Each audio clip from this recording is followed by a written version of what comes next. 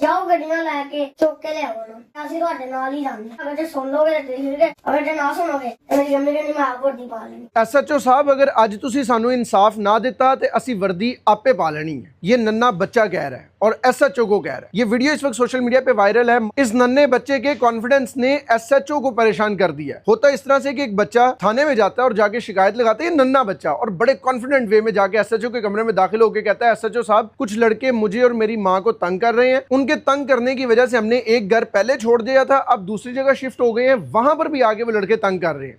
लिहाजा मेरी वालदा कह रही है कि SHO साहब ਨੂੰ पैगाम दवो कि साडी गल सुनन, साडी मदद करन, वरना मेरी माँ कह रही है ਅਸੀਂ ਵਰਦੀ ਫਿਰ ਆਪੇ ਪਾ ਕੇ ਇਨਸਾਫ ਲੈ ਲਾਂਗੇ। ਹੁਣ ਤੁਸੀਂ ਦੱਸੋ ਮੇਰੀ ਗੱਲ ਸੁਣਨੀ ਕਿ ਨਹੀਂ? ਤੁਹਾਡੇ ਕੋਲ ਆਏ अगर जे सुन लोगे तो ठीक है, अगर जे ना सुनोगे तो मेरी अम्मी कहनी मैं आप वर्दी पा लेनी। SHO ਸਾਹਿਬ कहते हैं नहीं जी मैं ਤੁਹਾਡੀ ਗੱਲ ਸੁਣਾਂਗਾ। ਕਹਿੰਦਾ ਫਿਰ ਹੁਣੇ ਗੱਡੀਆਂ ਕੱਢੋ, ਮੈਂ ਤੁਹਾਡੇ ਨਾਲ ਜਾਵਾਂਗਾ, ਜਾ ਕੇ ਉਹਨਾਂ ਮੁੰਡਿਆਂ ਨੂੰ ਫੜ ਕੇ ਲਿਆਓ ਤੇ ਪੁੱਛੋ क्यों तंग कर रहे हैं सानू। जाओ गड्डियां लैके चुक के ले आओ ना, ਅਸੀਂ ਤੁਹਾਡੇ ਨਾਲ ही जांदे। इतनी नन्ही उम्र में इतने कॉन्फिडेंट तरीके से बात करना और एक SHO से बात करना, वो सच ही कहते हैं कि कुछ छोटे भी अपने घरों के बड़े होते हैं। ये अपने घर का बड़ा था, इसने बड़े होने का सबूत दिया। अपनी वालदा की इज्जत पे जब बात आई, उसकी वालदा को जब तंग कर रहे थे तो आगे SHO के सामने डट के खड़ा हो गया। उसने अपनी उम्र और कद की परवाह नहीं की, बल्कि अपने अल्फाज के ऊपर कायम रहते हुए SHO के सामने डट के खड़ा हुआ और अपनी वालदा के लिए इंसाफ मांगा और बताया, सारी कौम को बताया कि थानों से इंसाफ कैसे लेते हैं।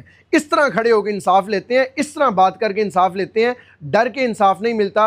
ये सारी कौम के लिए एक पैगाम भी था, लेकिन इस नन्हे बच्चे को सारी कौम सराह भी रही है।